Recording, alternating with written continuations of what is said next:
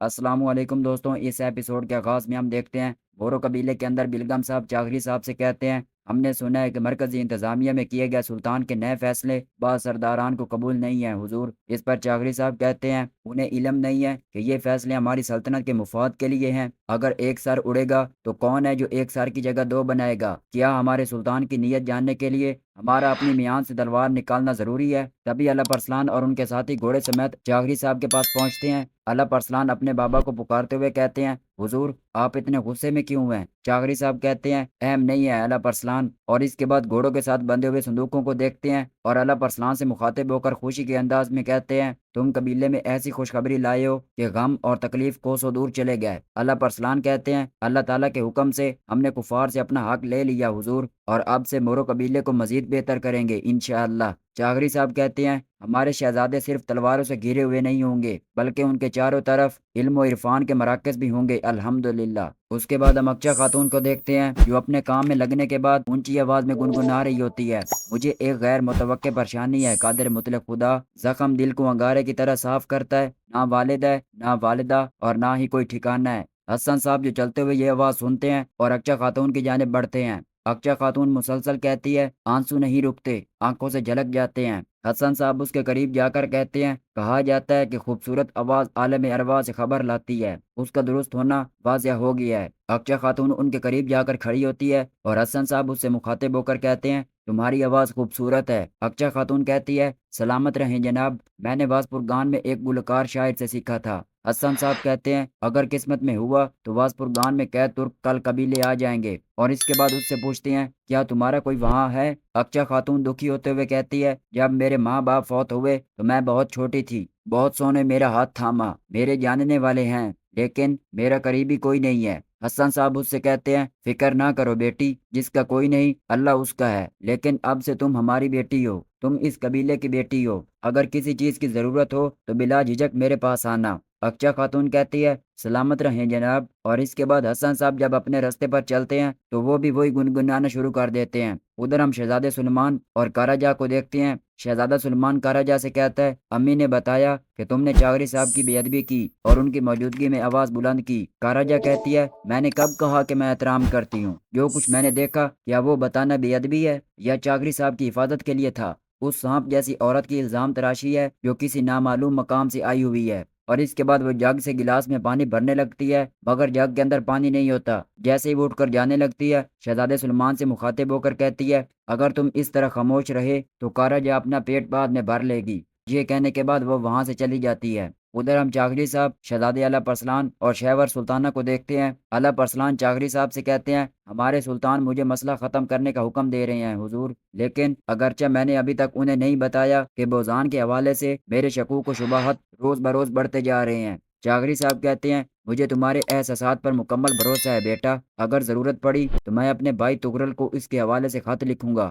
لیکن ہم امیر بوزان کو سالوں سے جانتے ہیں۔ ادھر کاراجا جو کنویں سے پانی بھرنے کے لیے آتی ہے اور اپنے دل سے بڑاس نکالتے ہوئے اپنے آپ میں کہتی ہے اب میں بے ادب ہو گئی ہوں۔ ہاں، کاراجا کو مارنے پر اس سے بات کرنے اور پوچھ تاچھ کرنے کی بجائے مجھے کیا کہہ رہا ہے، لیکن جو کچھ کرنا ہے میں جانتی ہوں۔ اور اس کے بعد وہ چاغری صاحب کے مرکزی خیمے کی طرف دیکھتی ہے اور پانی کو وہیں چھوڑتے ہوئے مرکزی خیمے کی طرف چلتی ہے۔ خیمے کے اندر داخل ہونے سے پہلے جیسے وہ دروازہ کھولنے لگتی ہے وہ اندر کی آوازوں کو سنتی ہے جس میں شہور سلطانہ الپ ارسلان سے پوچھتی ہیں ابھی بھی تمہیں بوزان پر شک کیوں ہے؟ اس نے تمہارے سامنے غدار کا سر کاٹا اور تمہیں یقین نہیں آیا، اپنی تلوار تمہیں دی اور کہا میرا سر حاضر ہے، یہ بھی کافی نہیں تھا تمہارے لیے؟ تو کیا اب تم یہ کہہ رہے ہو کہ امیر بوزان ہی غدار ہے؟ الپ ارسلان یہ سنتے ہی کاراجا اور آگ بگولے ہوتی ہے اور اپنے خیمے کی طرف بڑھتی ہے۔ ادھر الپ ارسلان شہور سلطانہ سے کہتے ہیں آپ نے درست کہا، اس نے میرے ہاتھ میں سر دیا، لیکن اگر وہ سر غدار کا ہوتا تو لیپارتیا کو آئینی لے جاتے وقت وہ دوبارہ حملہ نہ کرتا۔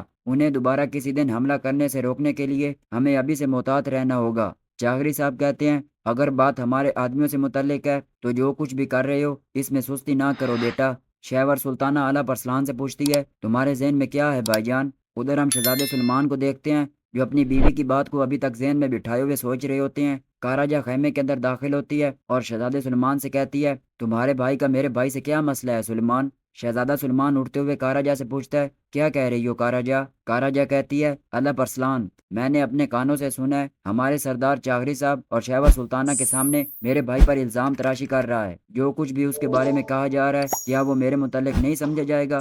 شہزادہ سلمان اس کو حوصلہ دیتے ہوئے کہتا ہے، رکو، پرسکون ہو جاؤ، کیا ہوا ہے مجھے بتاؤ۔ کاراجا روتے ہوئے کہتی ہے، تمہاری والدہ جو مجھے بے ادب کہتی ہے اور تمہارا بھائی میرے بھائی کو غدار کہہ رہا ہے، تم بتاؤ کیا میرا بھائی غدار ہے؟ کیا میں ایک غدار کی بہن ہوں سلمان؟ اگر میرے بھائی کے ساتھ کچھ برا ہوا تو کیا اعلیٰ پرسلان کا محاسبہ کرنا میرا حق نہیں ہے؟ یہ سننے کے بعد شہزادہ سلمان اپنے خیمے سے غصے کے ساتھ باہر نکلتا ہے اور ادھر ہم اعلیٰ پرسلان اور ان کے ساتھیوں کو دیکھتے ہیں جو ایک چھاؤں کے نیچے بیٹھے رقص کر رہے ہوتے ہیں۔ شہزادہ سلمان غصے کے ساتھ آتا ہے اور اونچی آواز میں قبیلے کے سامنے اعلیٰ پرسلان کو پکارتا ہے۔ یہ سنتے ہی حسن صاحب، اعلیٰ پرسلان اور ان کے ساتھی ان کی جانب دیکھتے ہیں۔ شہزادہ سلمان شہزادے اعلیٰ پرسلان کی جانب آتا ہے اور غصے کے ساتھ اس سے کہتا ہے، اعلیٰ پرسلان، کیا تم حاکم ہو یا سلطان؟ تم کس حیثیت سے ایسا کچھ کہہ رہے ہو؟ بغیر ثبوت کے بہتان پر الزام کیوں لگا رہے ہو؟ پیچھے کھڑی کاراجا جو اپنے بھائیوں کے درمیان لڑائی ڈالتے ہوئے یہ دیکھ رہی ہوتی ہے۔ شہزادہ سلمان مسلسل کہتا ہے، کیا ہم نے تمہیں مسئلہ ختم کرنے کا نہیں کہا؟ اعلیٰ پرسلان کہتے ہیں، نہ ہی میں حاکم ہوں اور نہ ہی سلطان، لیکن سلطنت سے غداری کرنے والے ہر شخص کا سر قلم کروں گا۔ شہزادہ سلمان اسے کہتے ہوئے اپنے ہاتھ کو بلند کرتا ہے کہ تم اس طرح کیسے بول رہے ہو بے شرم، اور جیسے ہی اس کے منہ پر تھپڑ مارنے لگتا ہے، چاغری صاحب آ کر اس کے ہاتھ کو روک لیتے ہیں۔ یہ دیکھتے ہوئے حسن صاحب اور باقی تمام کھڑے ساتھی ادبانہ انداز میں اپنے ہاتھوں کو باندھ لیتے ہیں۔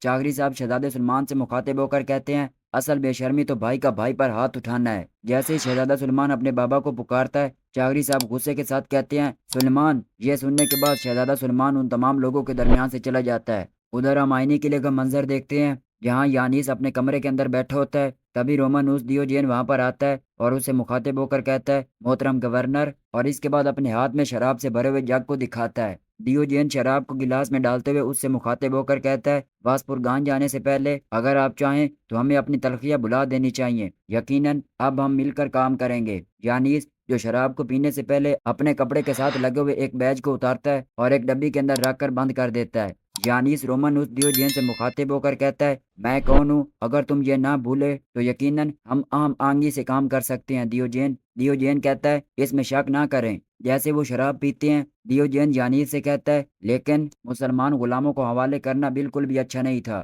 یانیس اسے کہتا ہے، مجھے یہ مت کہنا کہ تم ان کی جدائیگی کی وجہ سے غمگین ہو۔ دیوجین کہتا ہے، اس کے برعکس میں ان سب کی موت چاہتا ہوں، کیونکہ وہ سب کے سب جاسوس بننے کے امیدوار ہیں۔ تمام لوگ سلجوق سلطنت میں پہنچیں گے، میں اندازہ بھی نہیں لگا سکتا کہ ہمیں کتنا نقصان پہنچے گا۔ یانیس کہتا ہے، یقین کرو، معاہدے کی شرائط میرے ہاتھ میں بندھی ہے، بھروسہ رکھو، ورنہ میں ان میں سے کسی کو زندہ نہ چھوڑتا۔ دیوجین اپنے دماغ میں ایک ترغیب سوچنے کے بعد یانیس کو ورغلاتے ہوئے کہتا ہے، کیا تم جانتے ہو کہ روم کے شہنشاہ تبروس باغیوں سے کیسے نپٹے؟ وہ اپنے ہاتھ گندے نہیں کرتے تھے، نامعلوم لوگ بنا کر ان سے قتل عام کرواتے تھے۔ مجلس کبھی بھی اس کا الزام تیبروس پر نہیں لگا سکی، کیونکہ تیبروس غلاموں کی حفاظت کرنے والے رومی فوجیوں کو بھی قتل کر دیتے تھے۔ یہ سنتے ہوئے یانیس اپنے چہرے پر ایک مسکراہٹ لاتا ہے اور اپنے ذہن کے اندر ایک نئی ترغیب کو سوچتا ہے، اور اس کے بعد دیوجین وہاں سے چلا جاتا ہے۔ دوستوں، یہیں اس ایپیسوڈ کا اختتام ہوتا ہے۔ کیسی لگی آج کی ایپیسوڈ؟ کمنٹ سیکشن میں لازمی بتائیے گا۔ اگر آپ کو ایپیسوڈ پسند آئی ہے تو لائک اور شیئر کر دیں اور چینل کو سبسکرائب کر دیں۔ دعاؤں میں یاد رکھیے گا۔ ملتے ہیں نیکسٹ ویڈیو میں، تب تک کے لیے اللہ حافظ۔